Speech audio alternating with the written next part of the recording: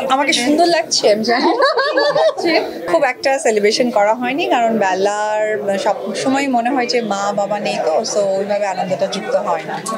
আমি ক্যামেরার সব সাংবাদিক ভাইদের জানতে আমার জন্মদিনে তোমাদের কি প্ল্যানিং বলো?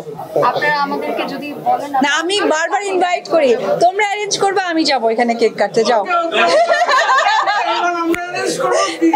একদম আজকে অনুভূতিটা অনেক ভালো, নতুন একটি কাজের সাথে যুক্ত হওয়া, যেহেতু আমি সিনেমার নায়িকা সো বিউটিফিকেশন নিয়ে সবসময় কাজ করা হয়েছে।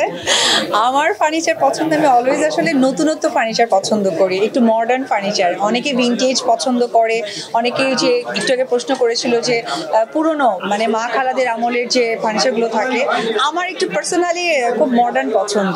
This is the first time ফার্নিচারের ব্র্যান্ড অ্যাম্বাসেডর, অন্যরকম একটা অনুভূতি কাজ করছে, বাট ভালো লাগাটা কাজ করছে এই কারণেই কারণ আমার কাছে মনে হয় যে ফার্নিচার একটা ঐতিহ্য বহন করে। আর সামনে তো বিয়ের মৌসুম, কারণ অক্টোবর থেকে শুরু হয় বিয়ের সময়, তো এই সময় আসলে কাপেলদের জন্য ভালো ভালো ডিজাইন আসবে। অনেক সময় তারা হয়তো আমার সাথে যোগাযোগ করবে যে কীরকম ডিজাইন করলে ফার্নিচার ভালো হয়, তো সব কিছু মিলে ভালো লাগছে। খুব একটা সেলিব্রেশন করা হয়নি কারণ বেলার সব সময় মনে হয় যে মা বাবা নেই তো সো ওইভাবে আনন্দটা যুক্ত হয় না। আমাকে সুন্দর লাগছে আমি জানি না আমি তো জানি যে এইসব ফার্নিচারের পেছনে দাঁড়াইছি তাই মানে ভালো লাগছে, কারণ ফার্নিচার সুন্দর আমিও সুন্দর।